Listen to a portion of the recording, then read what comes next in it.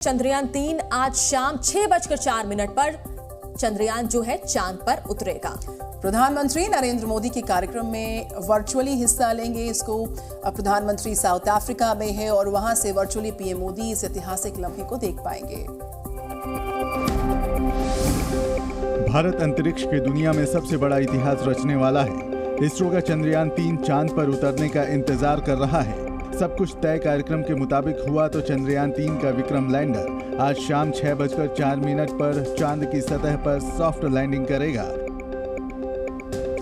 अगर चंद्रयान-3 मिशन सफल होता है तो भारत चंद्रमा के साउथ पोल पर लैंडर उतारने वाला पहला देश बन जाएगा। इसके साथ ही इसरो ने चांद की नई तस्वीरें शेयर की हैं। चंद्रयान ने 70 किलोमीटर की दूरी से लैंडर पोजीशन डिटेक्शन कैमरा की मदद से ये तस्वीरें खींची हैं। एस्ट्रोनॉट सुनीता विलियम्स ने कहा है कि चंद्रयान-3 के चंद्रमा पर उतरने का मुझे बेसब्री से इंतजार है। प्रधानमंत्री नरेंद्र मोदी चंद्रयान-3 की लैंडिंग के वक्त इसरो से वर्चुअली जुड़ेंगे। पीएम इस समय 15वें ब्रिक्स सम्मेलन में हिस्सा लेने के लिए दक्षिण अफ्रीका में हैं।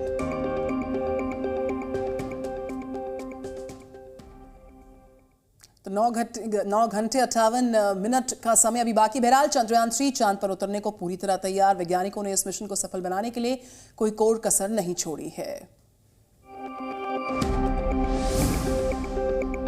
मिशन चंद्रयान-3 पर पूरी दुनिया की नजरें हैं। इसरो के मुताबिक चंद्रयान के उतरने की तैयारी पूरी हो चुकी है। सब कुछ तय प्लान के मुताबिक चल रहा है और चंद्रयान सही वक्त पर ही उतरेगा। इस बार गलती की कोई गुंजाइश नहीं है। चंद्रयान-2 की नाकामी से सीख लेते हुए लैंडर में कई बदलाव किए गए हैं। एल्गोरिदम को जो है एकदम बग फ्री बनाया गया है और इसके अलावा जो है जो लैंडर का जो डिज़ाइन है उसमें जो मेजर चीज़ है वो है लेग मैकेनिज्म। उसको मजबूत किया गया है ताकि उतार के समय जो 2 मीटर प्रति सेकंड की गति जो है तय की गई है, ये 3 मीटर प्रति सेकंड की गति भी झेल सकता है। इसके अलावा लैंडर का वजन पिछले लैंडर के मुकाबले 250 किलोग्राम ज्यादा है। इसमें अतिरिक्त ईंधन भी स्टोर किया गया है, इसलिए सतह के नजदीक पहुंचने तक ईंधन की कोई कमी नहीं होगी। लैंडर मॉड्यूल चंद्रमा के दक्षिणी ध्रुव का स्कैन कर रहा है। लैंडिंग के लिए मुफीद जगह तलाश लेने पर चंद्रयान-3 डिसेंट ऑपरेशन शुरू करेगा।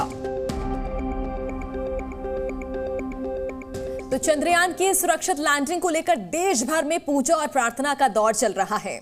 देश भर के अलग अलग हिस्सों में पूजाएं जो हो रही हैं, प्रार्थनाएं हो रही हैं, उसकी तस्वीरें भी सामने आ रही हैं।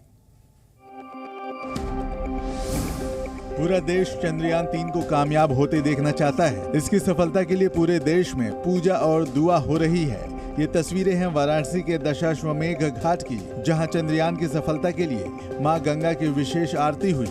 बाबा विश्वनाथ की पूजा अर्चना की गई। हम लोग भगवती मां गंगा से, बाबा विश्वनाथ से प्रार्थना करते हैं कि ये जो भी मिशन है इसरो द्वारा ये सफलतापूर्वक संपन्न हो।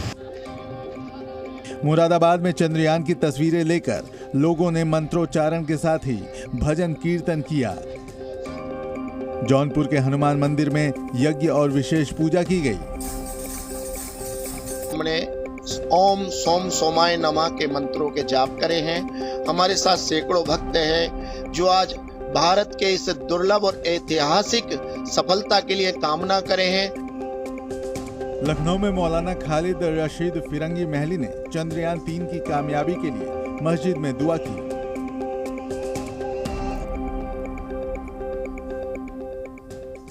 तो चंद्रयान-3 के चंद्रमा पर उतरने की जो प्रक्रिया है उसका जो लाइव टेलीकास्ट है लगभग पूरा देश में होने जा रहा है आज। तो यूपी समेत कई राज्यों में इसके लिए खास तैयारियां भी की गई है।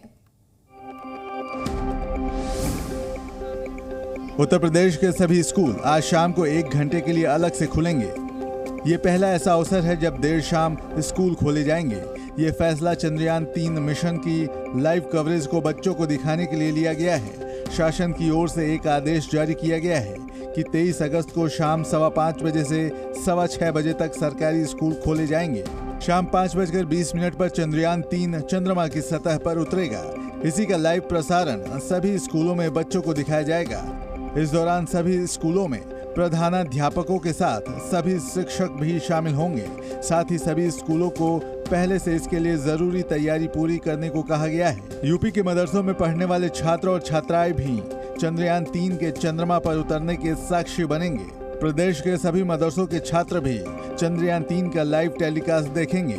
अल्पसंख्यक कल्याण राज्य मंत्री दानिश आजाद ने निर्देश दिए हैं। सांसद शफीकुर रहमान वर्क ने कहा है कि चंद्रयान 3 मिशन की सफलता का श्रेय पूर्व राष्ट्रपति एपीजे अब्दुल कलाम को जाना चाहिए। लेकिन कांग्रेस नेता प्रमोद तिवारी ने इस मौके पर पीएम मोदी पर कटाक्ष किया है।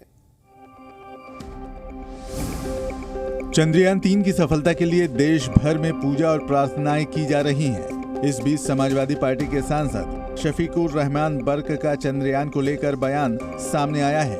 उन्होंने कहा कि चंद्रयान की सफलता के लिए पूर्व राष्ट्रपति अब्दुल कलाम को दुआ देनी चाहिए, जिन्होंने देश में ऐसी रोशनी फैलाई कि देश लगातार तरक्की कर रहा है।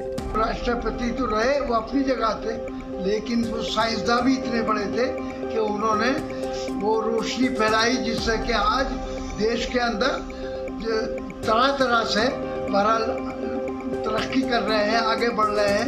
अब जैसे ये है चंद्रमा वाला मामला है। तो वहीं कांग्रेस नेता प्रमोद तिवारी ने चंद्रयान के प्रक्षेपण पर चुटकी लेते हुए कहा कि मुझे लगता है कि इस बार यह मिशन सफल होगा, क्योंकि देश के प्रधानमंत्री देश से बाहर हैं। शुभकामनाएं, बधाई, और मुझे पूरी उम्मीद है सक्सेसफुल लैंड कर जाएगा, क्योंकि मोदी जी देश के बाहर हैं, पिछली बार चले गए थे।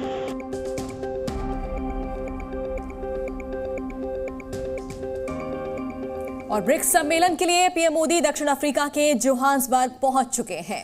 मंगलवार को उन्होंने बिजनेस फोरम लीडर्स डायलॉग को संबोधित किया और आज प्रधानमंत्री ब्रिक्स समिट की बैठकों में हिस्सा लेंगे।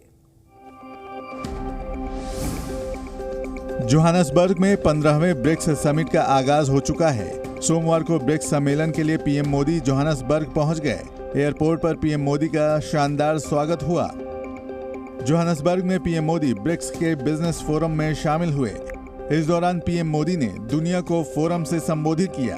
पीएम मोदी ने कहा कि भारत दुनिया में तेजी से बढ़ने वाली अर्थव्यवस्था है। वैश्विक अर्थव्यवस्था में उथल-पुथल के बावजूद भारत आज विश्व की फास्टेस्ट ग्रोइंग मेजर इकोनॉमी है। जल्द ही भारत $5 ट्रिलियन इकोनॉमी बन जाएगा। अपने संबोधन में पीएम मोदी ने ब्रिक्स संगठन की भी तारीफ की और कहा कि ब्रिक्स बिजनेस काउंसिल ने हमारे आर्थिक सहयोग बढ़ाने में अहम भूमिका निभाई है। पिछले 10 वर्षों में ब्रिक्स बिजनेस काउंसिल ने हमारे आर्थिक सहयोग को बढ़ाने में बहुत महत्वपूर्ण भूमिका निभाई है। विपक्ष के गठबंधन में पीएम की कुर्सी के दावेदारों की लिस्ट बढ़ती ही जा रही है। वाकई में कांग्रेस के नेता प्रमोद तिवारी ने कहा है कि जिसके पास सबसे ज्यादा सीट्स होंगी उस पार्टी का नेता पीएम बनेगा।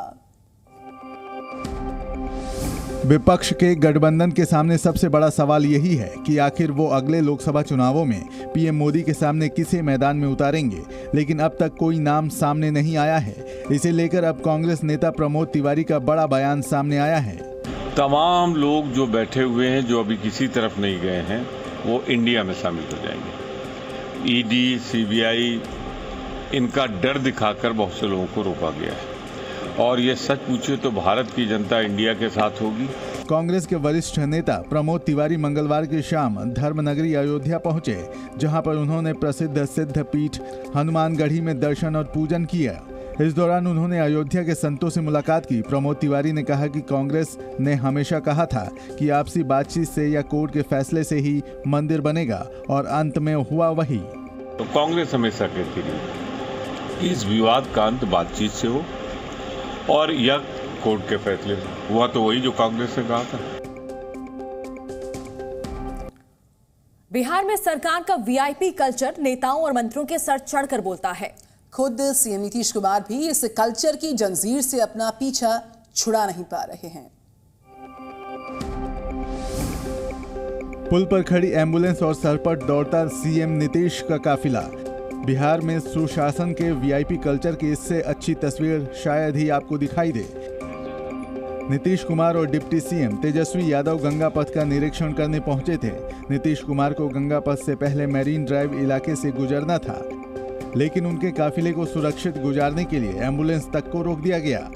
इस वीडियो के सामने आने के बाद बीजेपी ने नीतीश सरकार पर हमला शुरू कर दिया है।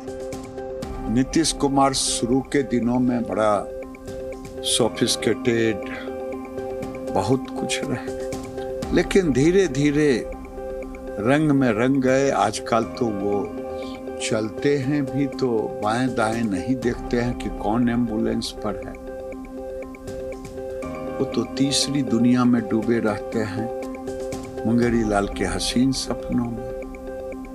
इससे पहले बक्सर में भी नीतीश कुमार के काफिले के लिए ट्रेन रोक दिया गया था। तब सीएम नीतीश कुमार ने ऐसी किसी घटना से ही इनकार कर दिया था।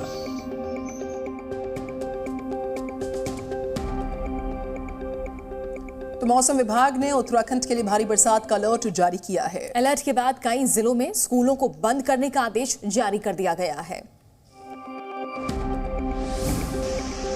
उत्तराखंड में बाढ़ बारिश की आफत अभी टली नहीं है। मौसम विभाग का कहना है कि 23 और 24 अगस्त के लिए प्रदेश में भारी से अत्यंत भारी बारिश का रेड अलर्ट जारी किया गया है। प्रदेश में खास तौर से नैनीताल, पौड़ी, टिहरी, रुद्रप्रयाग, बागेश्वर, चंपावत, उधम सिंह नगर समेत कई जनपदों में तेज बारिश हो सकती है। प्रदेश में भारी से बहुत भारी बारिश हो सकती है, इसके लिए ऑरेंज अलर्ट रहेगा। लेकिन प्रदेश में 23 और 24 अगस्त को रेड अलर्ट रहेगा। उत्तराखंड में भारी बारिश के कारण नदियों का जलस्तर भी तेजी से बढ़ रहा है। ऐसे में प्रशासन ने नदी किनारे रहने वाले लोगों को ज्यादा बारिश के दौरान सुरक्षित स्थानों पर भेजने के लिए निर्देश दिए हैं। प्रदेश में बारिश से हुए नुकसान का जायजा लेने के लिए मुख्यमंत्री पुष्कर सिंह धामी सचिवालय स्थित आपदा कंट्रोल रूम पहुंचे। सीएम ने अधिकारियों से प्रदेश में बारिश से हुए नुकसान का पूरा जायजा लिया। नैनीताल जिले में भारी बारिश का रेड अलर्ट जारी किया गया है। सभी स्कूल बंद रहेंगे। आंगनबाड़ी समेत पहली क्लास से 12वीं तक के सभी स्कूल बंद रहेंगे। डीएम ने अधिकारियों को अलर्ट मोड पर रहने का आदेश जारी किया है। जी न्यूज़।